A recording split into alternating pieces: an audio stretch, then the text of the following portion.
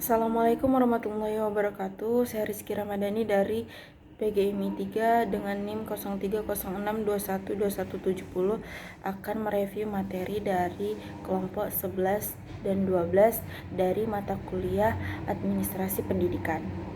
Baik, di sini saya akan mereview materi pertama yaitu dari kelompok 11 dengan judul Bidang Garapan Sarana dan Prasarana dalam Administrasi Pendidikan.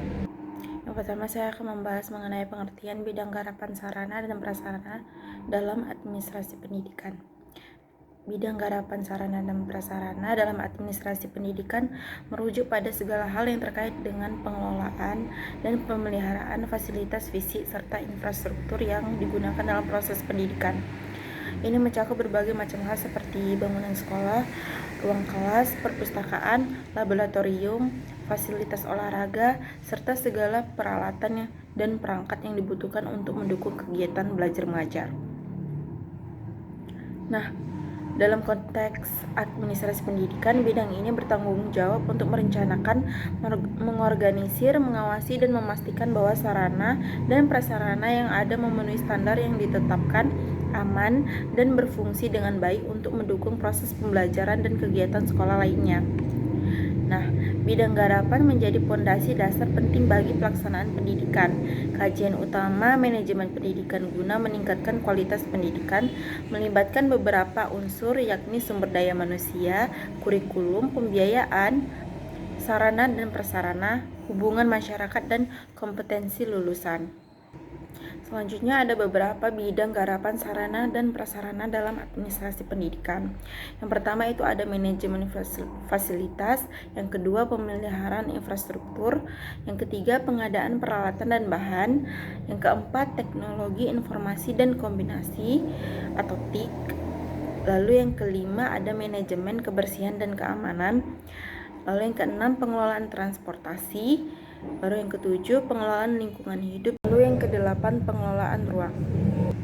Baik, selanjutnya saya akan mereview materi dari kelompok 12 dengan judul Memahami Bidang Garapan Keuangan dalam Administrasi Pendidikan. Nah, yang akan dibahas dalam judul ini adalah yang pertama itu pengelolaan keuangan dapat meningkatkan efektivitas proses belajar. Nah, pengelolaan keuangan yang baik memiliki dampak yang signifikan terhadap efektivitas proses belajar mengajar di lembaga pendidikan. Pengadaan sumber daya pengelolaan keuangan yang baik memungkinkan lembaga pendidikan untuk mengalokasikan dana dengan tepat untuk mendukung proses belajar mengajar. Dana yang cukup tersedia untuk memperbarui atau memperbaiki fasilitas fisik, membeli buku teks terbaru, dan menyediakan perlengkapan pendidikan yang dibutuhkan akan memperkuat lingkungan belajar yang kondusif bagi siswa dan guru. Nah, dengan pengelolaan keuangan yang efektif, lembaga pendidikan dapat menginvestasikan dana dalam pengembangan kurikulum yang relevan dan inovatif serta program-program pendidikan tambahan. Hal ini dapat mencakup pengembangan kurikulum yang menyesuaikan diri dengan perkembangan teknologi dan kebutuhan pasar, serta program ekstrakurikuler yang memperluas pengalaman belajar siswa di luar kelas. Pelatihan dan pengembangan staf pengelolaan keuangan yang baik memungkinkan lembaga pendidikan untuk memberikan pelatihan dan pengembangan yang berkualitas kepada staf pendidik dan administratif. Investasi dalam pelatihan staf akan meningkatkan kualitas pengajaran dan pelayanan pendidikan sehingga memperkuat efektivitas proses belajar mengajar secara keseluruhan. Nah, penggunaan teknologi pendidikan yang canggih dapat meningkatkan efektivitas proses belajar mengajar.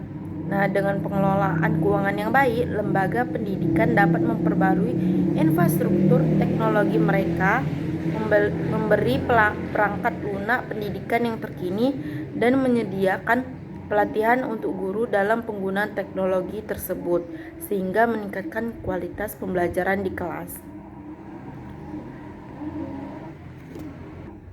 Selanjutnya itu tentang tantangan dalam pengelolaan keuangan administrasi pendidikan.